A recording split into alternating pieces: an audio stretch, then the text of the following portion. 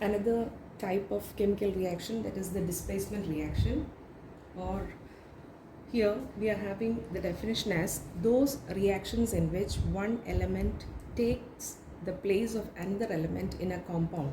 You call that as what? Displacement reaction. So here you are having copper sulfate solution, which is blue in color, and then I am taking zinc, that is having a silvery white color. I have drawn the picture there, a beaker having copper sulfate solution in it, and I have placed the zinc metal. So what happens is that displacement reaction occur among the copper sulfate solution and zinc. According to the reactivity series which we have learned, we know that zinc is more reactive than copper. So since the zinc is more reactive than copper, zinc displaces copper from this copper sulfate solution to form the zinc sulfate. Zinc sulfate. So here the zinc displaces copper, that means zinc will get placed over here to form ZnSO4 as the product, which is an aqueous solution having no color, or else you say it is colorless, and you get the copper which is a solid state and the color is red brown. So here I am having a compound that is copper sulfate, and here I am having an element that is zinc, and since this element is more reactive than copper present in the copper sulfate solution, what happens? Displacement reaction takes place to form the product zinc sulfate and copper.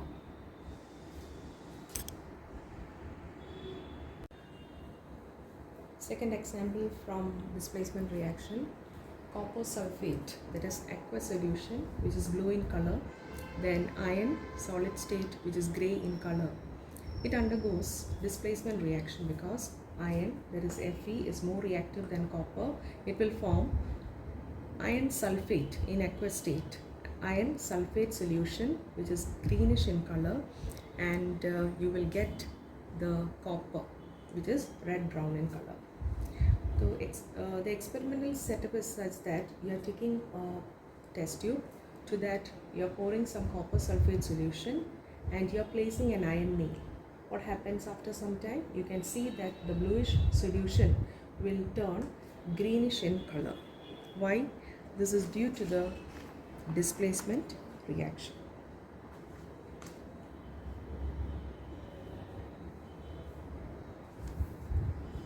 Suppose if I am taking iron sulfate that is in aqueous state,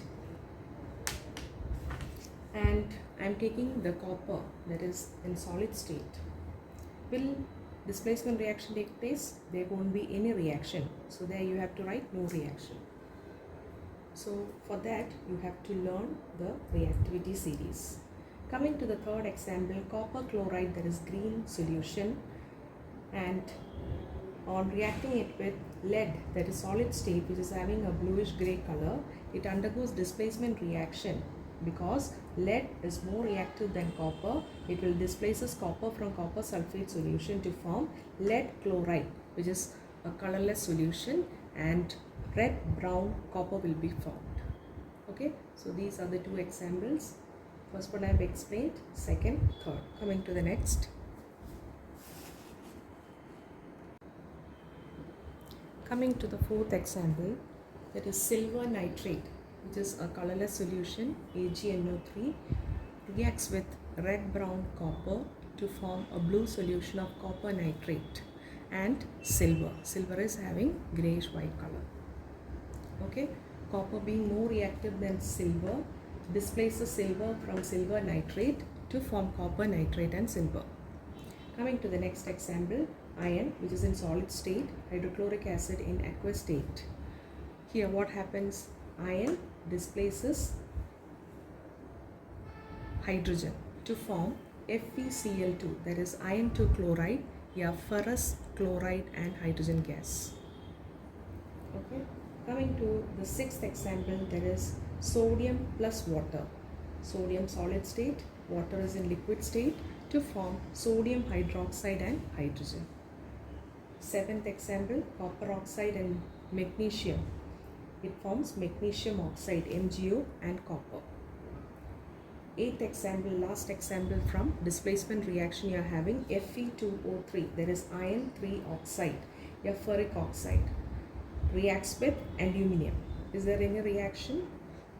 So you can just recollect the reactivity series. Yes, aluminium is more reactive than iron, so it displaces to form aluminium oxide, that is Al2O3, and molten iron will be formed, that is in liquid state.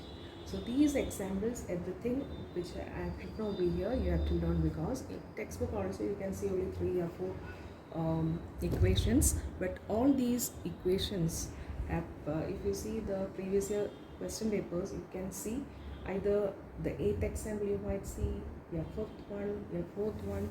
So it's better you learn now itself rather than after referring the previous year questions and coming back. What you do is, if you learn a topic, whichever chemical reactions you are getting, you learn at that moment itself.